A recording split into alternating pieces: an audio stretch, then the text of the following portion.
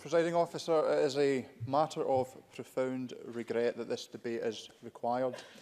Along with the overwhelming majority of my Renfrewshire South constituents and the people of Scotland, I voted to remain a member of the European Union. Following the referendum in September 2016, I stated in this chamber that while I regretted the result, I accepted it. However, I made clear that I did not accept that a vote to leave the European Union was a vote to leave the single market. And I maintain that membership of the single market and the customs union is the only workable alternative to remaining a full member of the European Union. Unless economic vandalism and social dislocation is the objective, that is the genuine choice. It is the only choice. And any politician or pundit who suggests otherwise is little more than a con artist.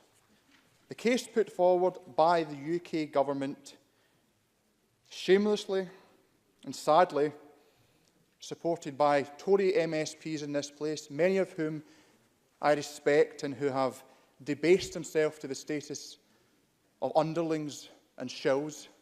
The case put forward is a packet full of falsehoods. It is a fraud. And it's perhaps symptomatic of where we have got to with the Tories, because having witnessed their previous arguments collapse under the weight of their inherent falsehoods, the Tories have been reduced to advocating for the Prime Minister's deal as a means to end the ordeal that they have inflicted upon the country. Back the deal and it will all be over by Christmas.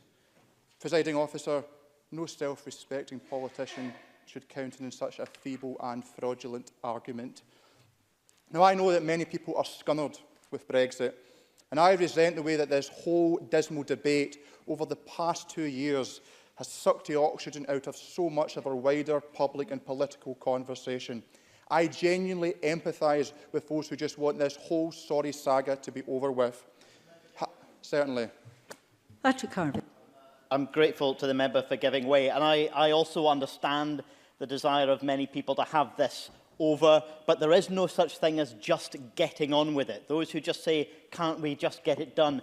There is only a specific path ahead. There is not a general path ahead.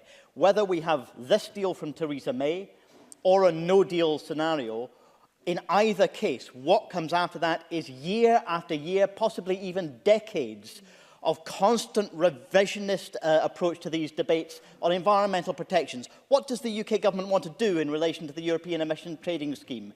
They say they want... I want to, I think the points that Patrick Harvey made were very well made and very important, and fundamentally it gets to the heart of what is occurring here, because the argument put forward by the UK government is based on three fundamental deceptions.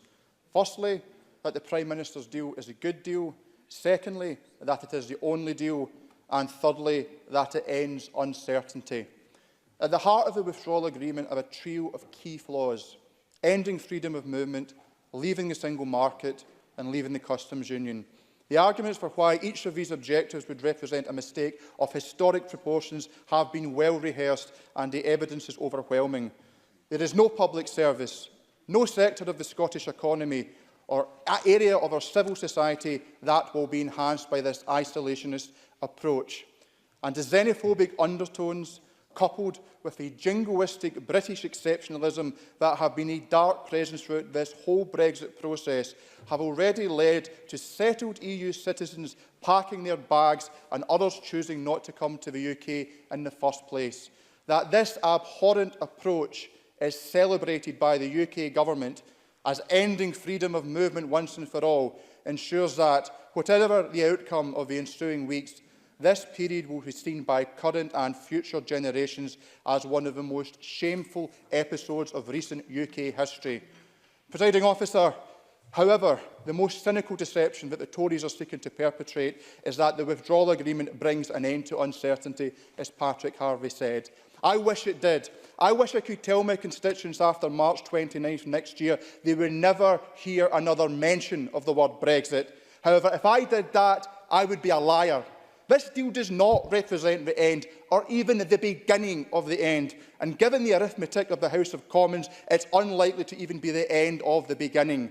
Were this deal to be ratified, it would represent only the conclusion of the easiest phase of Brexit. Years of detailed negotiations on a future agreement are what would await.